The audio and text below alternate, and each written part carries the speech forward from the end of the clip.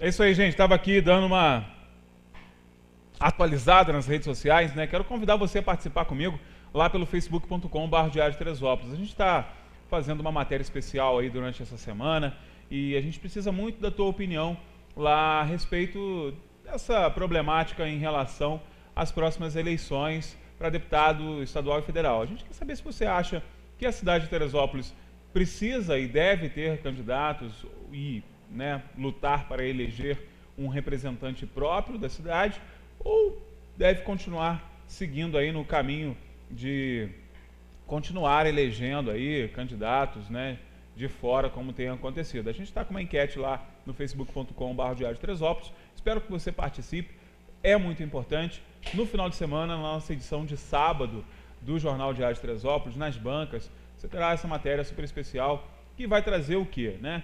Nós pegamos esses deputados que foram eleitos e que levaram daqui muitos votos, efetivamente, né? Temos aí o caso da família Pisciani, que levou mais de 10 mil votos teresopolitanos, e você vai saber o que esses deputados eleitos e que foram amplamente votados aqui no nosso município estão efetivamente fazendo pela nossa cidade, né? Então, é até uma possibilidade de você saber realmente se o teu voto valeu a pena, se você que conquistou, né, foi conquistado por esses candidatos, se aquilo que eles fizeram por você realmente é condizente com aquilo que eles prometeram, né? Então, uma espécie de guia para você não cometer os erros nas urnas que cometeu nas últimas vezes que passou por lá, né? Sempre lembrando que a urna, né, apesar de depois do voto ter a palavra fim na tecla, né, não representa fim de nada. Na verdade, é o começo. Você, como cidadão, você como eleitor consciente, deve ter consciência realmente de que é apenas o início do trabalho. Tem que cobrar, tem que exigir, tem que fiscalizar. Você também é um cidadão e você também tem que fazer isso. Afinal de contas, estão lá as pessoas que deveriam nos representar. Não estão representando, mas deveriam representar. Corre lá, tá bom? Dá uma olhadinha no nosso facebook.com, temos essa enquete aí no ar e eu tenho certeza absoluta que a sua opinião estará, né, refletindo na nossa reportagem especial de sábado, tá bom? Gente, Ana Paula Marques está de volta, vamos conversar com a Celeste. Não vamos conversar com a Celeste, né? Nós vamos falar um pouquinho. Ana Paula, seja bem-vinda de novo. Obrigada, Anderson. Ela ficou agitada, né, com esse cheirinho de carne, né? Exatamente. O cheirinho da carne, mesmo não sendo o cheiro do ratinho, que ela está acostumada a comer. Deu uma agitadinha nela, exatamente. Né? Ainda bem que está passando um pouquinho o cheiro, né? Imagina, né? Não quero ver a Celeste nervosa de jeito nenhum. Agora, Ana Paula, a gente estava conversando, né, na hora da gente fechar a pauta, né, e surgiu essa dúvida realmente, né? As serpentes, né, as cobras, de uma forma geral, são estigmatizadas por vários, né, conceitos e preconceitos aí de várias culturas, não só a gente aqui, mas muitas culturas pelo mundo inteiro tem essa coisa do animal meio que predisposto a determinadas coisas, né? Exatamente. Isso acaba atrapalhando um pouco a percepção do cidadão comum da importância desses animais, né, para o nosso meio ambiente, né? E é fundamental, né? Exatamente, Anderson. Infelizmente, nós temos uma geração, os idosos de hoje em dia, eles vieram de uma geração que acreditava em muitos mitos, uma geração de pouco conhecimento. Naquela época, dos nossos avós, até dos nossos pais, o que se sabia sobre as serpentes brasileiras, na verdade, não condizia com a nossa realidade. Era baseado em serpentes europeias, então acreditava-se naquela ideia de que serpente com cabeça triangular é peçonhenta, serpente com cabeça redonda não é. Acreditava-se que serpentes corriam atrás das pessoas para picar e que a única função delas na natureza era matar. Quando, na verdade, isso não acontece, elas matam somente para se alimentar. E além das funções que elas exercem dentro de um bioma, elas também elas ajudam a salvar vidas. Existe uma gama de remédios que são produzidos a partir do veneno das serpentes. Ou seja, gente, essa coisa de que a serpente é malvada, né? Tem muita gente que um animal mau. Não é, né, gente? E temos aí a questão da pesquisa relacionada também às serpentes, muito intensiva, inclusive outras pesquisas com relação a medicamentos que não tem nada a ver, por exemplo, com a picada da cobra. São outros tipos de medicamentos. até antibióticos, né? Vários Isso, nós temos o medicamento mais utilizado no mundo contra a hipertensão, que é o captopril, vendido como Capotem. Ele é feito de uma proteína isolada do veneno da nossa jararaca, da jararaca brasileira. Olha só, né? Exatamente. E muita gente não sabe disso. Inclusive, há nesse momento aqui no Brasil um remedinho, já foi testado em humanos, para amenizar os sintomas da dengue. Olha, gente. Exatamente. Ele é um remedinho feito do combinado de toxinas de 2 víboras, do veneno de 2 víboras diferentes, que consegue amenizar a questão das dores, Sim. das febres altas. Ou seja, elas podem nos ajudar mais do que realmente prejudicar. Se a gente comparar o número de óbitos por ano com decorrência, né, de picadas de serpentes peçonhentas com o número de óbitos por homicídio, é infinitamente maior, não tem comparação. É verdade. Né? A coisa é desproporcional mesmo. E assim, e tanto é que os nomes, né, desses encontros entre serpentes e eventuais picadas são acidentes, né? Inclusive são considerados acidentes porque são efetivamente acidentes. Né? E muitas vezes nós somos os principais causadores dos acidentes. Claro. É comum eu receber pedidos de pessoas para pegar uma serpente numa residência, ou quando as pessoas encontram aqui em Teresópolis, postam no Facebook, os meus amigos costumam me marcar para que eu possa ajudar a identificar. E normalmente o que a gente ouve toda serpente é peçonhenta e tem que matar. E a verdade não é isso. Se existe uma serpente entrando na casa de alguém, é porque nós invadimos o ambiente delas. Elas se alimentam de quê? Dela, né? Exatamente. Na maioria das vezes, existem exceções, mas a maioria das serpentes se alimentam de ratos, de roedores. Olha a quantidade de acúmulo de lixo que nós temos na nossa cidade. Não só na nossa, em qualquer lugar do Brasil, né? Olha a quantidade de acúmulo de lixo. É muito mais fácil para o roedor ele proliferar dentro de um centro urbano hoje em dia do que na natureza. Exatamente. A serpente precisa se alimentar. E a gente está cercado de Mata Atlântica, né? Exatamente. Não podemos esquecer disso também. Nós temos uma fauna riquíssima aqui em volta. E é o habitat natural desses animais, né? Então, ou seja, né? A falta do alimento dele no habitat natural faz com que ele venha, evidentemente, para o convívio. Não são muito abundantes os exemplos aqui na cidade, apesar de nós termos realmente toda essa riqueza. Isso acontece muito mais para a área do interior, né? Ou bairros assim mais isolados ou mais próximos a essas áreas de mata mais fechada.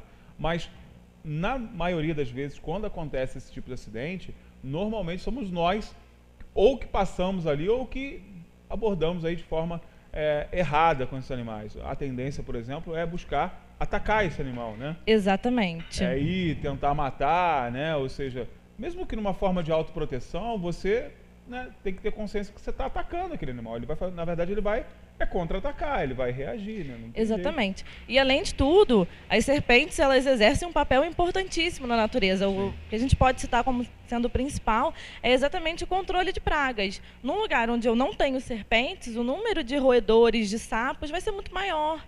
Né? E eles são considerados pragas urbanas. Mas é difícil a gente conseguir colocar isso dentro da cabeça das pessoas. A geração de agora, né, assim, dos nossos filhos. Eu tenho uma filha de 3 anos e na escola dela, eles vão para a Toca da Ciência, que é um lugar aqui em Teresópolis, que faz esse trabalho de conscientização muito bacana. Então, a gente tem a esperança de que essa geração de agora vai ter uma visão de conservação diferente. Acabe progredindo um pouco, exatamente. Né? Porque é muito difícil mudar a cabeça de quem... Muito complicado. Muitas vezes é até exaustivo, né? A gente tentar fazer com que a pessoa pense diferente. A gente faz nossa parte e espera que as pessoas façam a parte delas. Eu acho que a palavra chave de tudo isso é respeito, né? Respeitar a espécie, né? Deixar as coisas, né, nos seus devidos lugares. Vamos falar um pouquinho dela? Vamos mostrar ela, pessoal? Vamos. Gente, então, a Celeste já esteve aqui, na última vez que ela esteve aqui foi um maior sucesso, todo mundo comentou pra caramba. Ela tá agitadinha mesmo, né? A Ana Paula já explicou isso, ela tá um pouquinho agitada. Mas ela vai falar um pouco dessa espécie, né? Que é uma espécie bastante comum na nossa região também, né, Ana? Que é uma espécie que inclusive é recorrente aqui na nossa região. Explica um pouco mais da espécie, né? da Isso. Celeste? A Celeste é uma jiboia amazônica.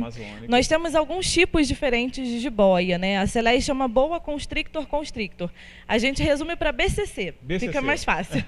A jiboia que a gente encontra aqui na nossa região em Teresópolis é a BCA, que é a boa constrictor amarale. Ela é um pouco menor que a jiboia amazônica, a coloração dela é um pouco mais clara, mas também é um animal lindo. Não são animais, assim, apesar de serem animais de grande porte, assustam as pessoas, as jiboias não são animais agressivos. Ela cresce muito? Cresce. A jiboia amazônica, existem relatos de serpentes com 3,5 metros. Nossa! Dificilmente elas passam dos 3 metros em cativeiro, mas existem animais grandes. Tem essa diferença, né? No cativeiro ela é um pouco menor mesmo, Isso. Né? Pela limitação do espaço, isso tudo influencia no crescimento. Apesar do fato de, em cativeiro, elas se alimentarem com maior frequência do que na natureza. Agora, você falou que você colocava muita foto da Celeste com a sua filha, né? Isso. E o pessoal se assustava um pouco. Continua se assustando? Continua. Eu já recebi algumas vezes, assim, pelo menos umas 5 vezes, pessoas que eu não conheço me mandando mensagem no Facebook falando que iam me denunciar para o Conselho Tutelar. Gente, é normal. Isso aí, exatamente. Inclusive, quando a Paula esteve aqui a primeira vez, ela falava, né, que ela colocou a foto da bebê, né, e ela bebê ainda com a Celeste do lado, e aí, né, não tem jeito. Aí é a questão da desinformação. Exatamente. Mesmo, né, e eu, quando coloco fotos da minha filha brincando com ela, ou com qualquer outro animal que eu crio, eu sempre procuro informar não só colocar a foto. Né? E hoje em dia, nós temos no Brasil alguns criadouros legalizados, ou seja, é um animal que é legalizado para você ter como pet. Claro que qualquer pessoa pode comprar, mas não é qualquer pessoa que pode ter, né? É um animal de custo alto, as pessoas têm que entender que elas têm que alimentar com um ratinho bonitinho, né? Não pode ser qualquer rato. Exatamente. Mas existe esse medo. Para você ter ideia, Anderson, a minha minha primeira cobra eu comprei há 6 anos. A minha mãe só foi encostar numa das minhas cobras há uns 3 anos atrás. A gente entende, né, gente? Aliás, esse medo a gente entende realmente, porque é uma questão cultural, mas é importante, e a primeira vez que a Ana Paula esteve aqui, a gente falou muito bem disso. Tem muita gente que compra na clandestinidade esses animais, né?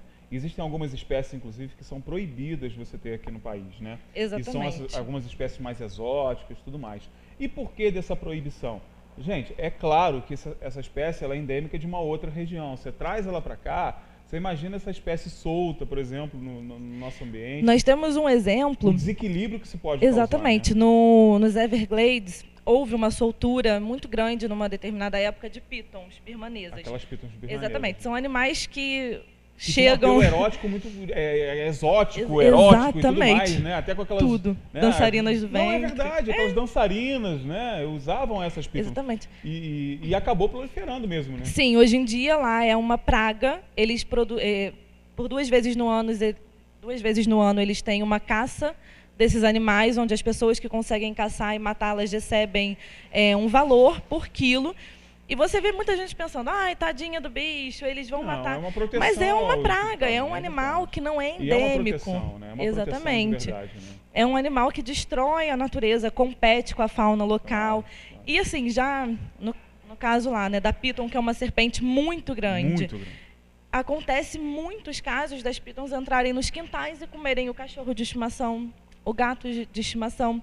Mas não é porque elas são mais ou cruéis. Né? Exatamente. É porque ela está se alimentando, né, gente? Não tem jeito. Então, assim, é um animal que, para você ter, você tem que ser consciente. Você tem que ter ideia de que esse animal vai crescer, que ele vai viver por muitos anos. Elas podem chegar a 30, até mais de 30 anos tem uma em cativeiro. Grande. Exatamente. Então, gente, muito cuidado, né? E informação, é claro, que é o mais importante. Lembrando que a Ana Paula é bióloga, né? Conhece como poucas aí o mundo das serpentes, se especializou nisso, né? E tem realmente... A Celeste é uma cobra com identidade, bonitinha. Exatamente. Tem certidão de nascimento, tem tudo legal, Exatamente. Né, gente? Então, assim, é preciso ter esse tipo de cuidado. A gente tem muito estudante, né, de biologia que acaba entrando para esse meio aí de ser criador, né? Muito. Infelizmente, no Brasil, a legislação é complicada. A gente vive no país da burocracia, né? É muito difícil. É difícil mesmo, gente. É difícil. Para você ter um animal legalizado hoje em dia, você tem que, inclusive, ter uma boa condição financeira. É um animal que não custa menos de R$2.000. Para você montar um terrário também não sai por menos disso. E a manutenção dele também é cara, exatamente. Né? Então, muitos estudantes de biologia, de veterinária ou entusiastas, pessoas que querem ter, acabam recorrendo ao mercado negro.